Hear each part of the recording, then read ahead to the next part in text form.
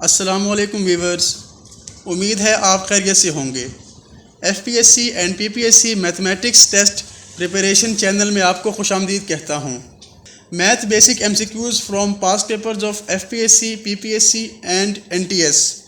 इस video series में आज हम पार्ट नंबर 8 अपलोड करेंगे और आज की वीडियो में हमने जो क्वेश्चन सॉल्व किए हैं वो अभी जो रिसेंट पेपर्स हुए हैं एफपीएससी के मुख्तलिफ पेपर्स जो हुए हैं, टेस्ट जो हुए हैं, वहाँ से हमने क्वेश्चंस उठाए हैं।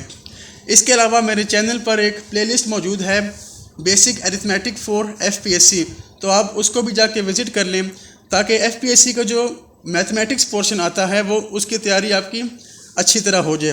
तो चलिए शुरू करते हैं क्वेश्चंस। आज चूँकि वीडियो नंबर 8 है तो मैंने पहली 7 वीडियोज़ में 35 सवाल 35 क्वेश्चन सॉल्व किए थे। तो आज हम शुरू करते हैं क्वेश्चन नंबर 36 से। क्वेश्चन है 25% of 60 is greater than 30% of a number by 3, what is the number. Question ये है कि जब हम 60 का 25% ले लें तो ये ग्रेटर हो जाता है, बड़ा हो जाता है किस चीज़ से? 30% ऑफ अ नंबर, किसी भी नंबर के 30% से कितना बड़ा हो जाता है? 3 से। यानी स्टेटमेंट को हम यूँ लिख सकते हैं 25% ऑफ की जगह हमने मल्टीप्लाई लगा लिया, multiply by 60 is greater than. चूँकि इस 25% ऑफ 60 ग्रेटर हो जाता है, बड़ा हो जाता है, इसलिए हम इसमें से सब्ट्रैक्ट करेंगे किसको? 30% ऑफ अ नंबर को। अब नंबर तो हमें मालूम नहीं है, वो तो फाइंड करना है, तो मैंने उसकी जगह y लिख दिया। सो 30% ऑफ की जगह मल्टीप्लाई बाय y। अब बड़ा कितना हो गया? 3 से, तो इसलिए इक्वल टू 3 लिख लिया। आप 3 को लेफ़्ट साइड पर और इस टर्म को राइट साइड पर भी लिख सकते हैं। यानी जब हम इन दोनों टर्म्स को माइनस करेंगे तो हमारे पास आंसर आएगा 3। अब हमने फाइंड क्या करना है? हमने y की वैल्यू फाइंड करनी है। तो इस एक्सप्रेशन को हम लिख सकते हैं 25 multiply by 60 divided by 100। Percent की जगह हमने 100 को डिवाइड कर दिया। इसी तरह सेकंड टर्म में भी हमने यूँ ही किया। अब लास्ट 0 100 का और लास्ट 0 60 का कैंसिल आउट हो गया। इसी तरह 30 का लास्ट 0 और 100 का लास्ट 0 कैंसिल आउट हो गया। एलसीएम आएगा 10 और उस 10 को हम 3 के साथ मल्टीप्लाई कर सकते हैं। 25 6 टाइम्स 150, तो ये बन जाएगा 150 minus 3y equal to 30। y की वैल्यू फाइंड करनी है तो आप 3y को राइट साइड पे ले आएँ और 30 को लेफ़्ट साइड पे। सो ये बनेगा 3y इक्वल टू 120 और y इक्वल टू 40। यानी कि जो नंबर हमने फाइंड करना था वो हमारे पास आ गया 40। तो option number C correct option है।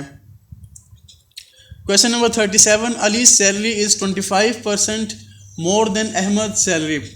अली की सैलरी अहमद की सैलरी से 25% 25% ज़्यादा है। How much percent Ahmed salary is less than Ali salary. अब चूंकि अली की सैलरी ज़्यादा है तो इसका मतलब है कि अहमद की सैलरी कम होगी। तो हमने फाइंड करना है कि कितने परसेंट अहमद की सैलरी कम है अली की सैलरी से। ऑप्शंस आपको गिवन है, तो सॉल्यूशन देखते हैं।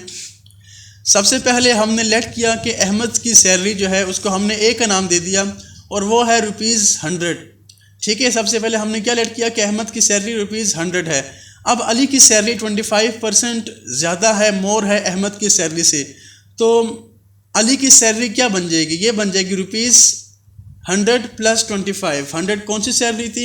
अहमद की सैलरी, प्लस क्योंकि 25% ज़्यादा है तो जब हम 100 का 25% लेते हैं तो हमारे पास आंसर 25 ही आता है। तो ये बन गया 100 प्लस 25 इक्वल टू 125 और इसको हमने बी का नाम दे दिया। अब हम इस वैल्यू को कैसे लिख सकते हैं? तो ये बनेगा b equal to a plus 0.25a। ये कैसे बन गया? अब आप देखें b की वैल्यू है 125, सो 125 इक्वल होता है a की वैल्यू यहाँ पर 100 है। हमने लेट किया कि अहमद की सैलरी है 100, सो a प्लस 0.25 इंटू a। अब आप देखें जब 100 के साथ हम 0.25 को मल्टीप्लाई करेंगे तो हमारे पास क्या चीज़ बनेगी? हमारे पास 25 ही बनेगा। तो इसलिए इस एक्सप्रेशन को हम कुछ यूँ लिख सकते हैं b equal to a plus 0.25 of a। अब आप ऐड करें a प्लस 0.25a, इसको जब ऐड करेंगे तो हमारे पास आंसर आएगा 1.25a।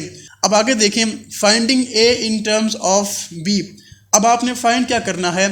आपने फाइंड करना है कि अहमद की सैलरी कितनी कम है अली की सैलरी से, यानी कि आपने a की वैल्यू फाइंड करनी है इन टर्म्स ऑफ b। तो हम वही काम करने लगे हैं।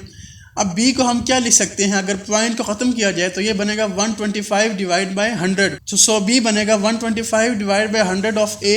अब चूंकि हमने a की वैल्यू फाइंड करनी है तो a के साथ जो टर्म राइट साइड पे मल्टीप्लाई हो रही है उसको b के साथ मल्टीप्लाई कर दें। सॉल्व करने के बाद ये बनेगा a equal to 4/5 of b, divide कर लें तो a की वैल्यू आ जाएगी 0.8b। यानी जो अहमद की सैलरी है जिसको हमने a का नाम दिया है, जब अली की सैलरी को 0.8 से मल्टीप्लाई करेंगे तो अहमद की सैलरी आ जाएगी। तो ये रिलेशन बन गई इन दोनों की सैलरी के दरमियान। इसको परसेंटेज में लिखने के लिए हम 100 से मल्टीप्लाई कर देंगे तो ये बन जाएगा 80%। इसका मतलब हुआ कि अहमद की सैलरी अली की सैलरी के 80% के बराबर है। या हम यूँ भी कह सकते हैं कि अहमद की सैलरी 20% कम है अली की सैलरी से। यानी कि जो हमने परसेंटेज फाइंड करनी थी, कितने परसेंट अहमद की सैलरी कम है अली की सैलरी से, वो परसेंटेज हमारे पास आ गई है 20। तो ऑप्शन ए इसका करेक्ट ऑप्शन है। Question number 38, a% of b is 30, then b in terms of a is. Question ये है कि a% किसी भी नंबर b का वो 30 के इक्वल है। सो हम b को a के टर्म्स में कैसे लिख सकते हैं, यानी कि b is equal to a के साथ हम क्या मल्टीप्लाई डिवाइड करें कि हमारे पास b की वैल्यू आ जाए। सो आप सबसे पहले ये देखें कि a% ऑफ b किसके इक्वल है, 30 के इक्वल है। ऑफ की जगह हमने मल्टीप्लाई यूज़ किया और परसेंट की जगह डिवाइड बाई 100 कर दिया। सॉल्व किया a multiply by b, a b equal to 30 multiply by 100 is 3000। अब हमने b की वैल्यू फाइंड करनी है इन टर्म्स ऑफ a, तो आप b को लेफ्ट साइड पे रखें और a को डिवाइड कर दें राइट साइड पे। तो b की वैल्यू आ जाएगी 3000 डिवाइडेड बाई a। ये हमने लिख लिया b को इन टर्म्स ऑफ a।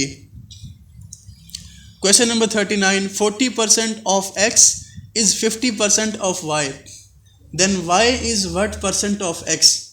40% जब हम किसी नंबर x का लें तो वो इक्वल आएगा 50% of any other number y।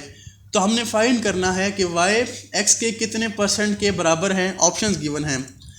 अब आप देखें जो एक्सप्रेशन आपको गिवन है वो हमने इसी तरह लिख ली और हमने फाइंड क्या करना है, y is what percent of x, यानी y equal to what percent, यानी कि क्वेश्चन मार्क मतलब है क्या परसेंट ले हम x की के आंसर y आ जाए। तो ये वैल्यू हमने फाइंड करनी है, क्वेश्चन मार्क हमने फाइंड करना है। अब हमने गिवन एक्सप्रेशन को सॉल्व किया, जीरोस कैंसिल आउट कर दिए। 40x इक्वल टू 50y, दोनों हंड्रेड्स को जो कि डिनोमिनेटर में लिखे हैं हमने उसको कैंसिल आउट कर दिया। या हम लिख सकते हैं चूँकि हमने y को लेफ़्ट साइड पे रखना है तो इसलिए मैंने y को लेफ़्ट साइड पे रखा और y के साथ जो टर्म है 50 उसको डिवाइड कर दिया।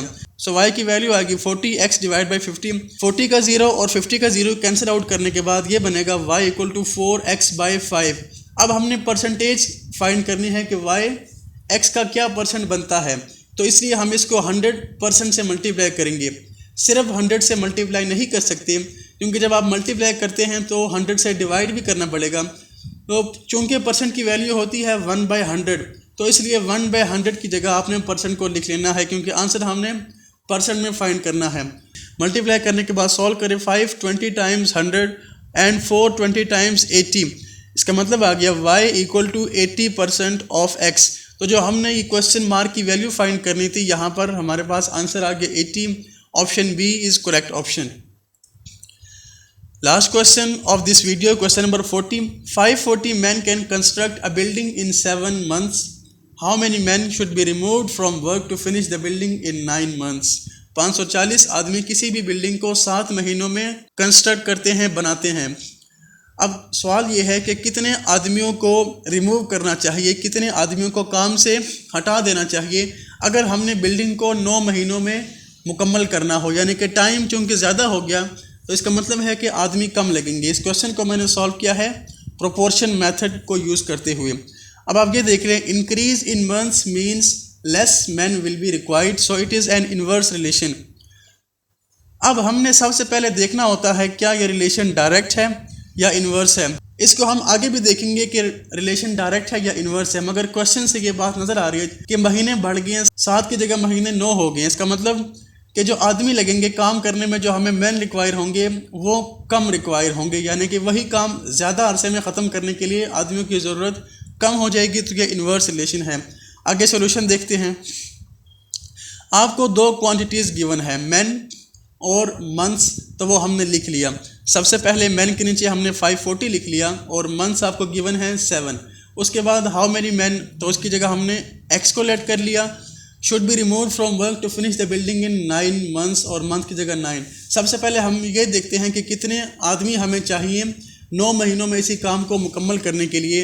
रिमूव हम बाद में देख लेंगे, पहले हम ये देखते हैं कि 9 महीनों में इस काम को ख़त्म करने के लिए कितने बंदे चाहिए। अब आप इसको समझे कि 7 महीनों में किसी भी काम को ख़त्म करने के लिए 540 लोग चाहिए, तो 9 महीनों में इसको ख़त्म करने के लिए कितने लोग चाहिए। आप देखिए महीने ज़्यादा हो गए, इसका मतलब कि आदमी कम चाहिए होंगे। उसी काम को ख़त्म करने के लिए हमें लेस मैन रिक्वायर होंगे, क्योंकि काम वही है, टाइम आपको ज़्यादा दे दिया गया है। जब टाइम ज़्यादा दे दिया जाए तो अब आदमियों को रिमूव किया जा सकता है। तो यूँ ये रिलेशन इन्वर्स हो गई। तो आप एरोज़ की डायरेक्शन देख सकते हैं। एक एरो जो कि एक्स वाला है उसको हमने अपवर्ड रखा और दूसरे एरो को डाउनवर्ड। इस एरो की जो डायरेक्शन है इसके 2 पार्ट्स हैं, एक है टेल और एक है हेड।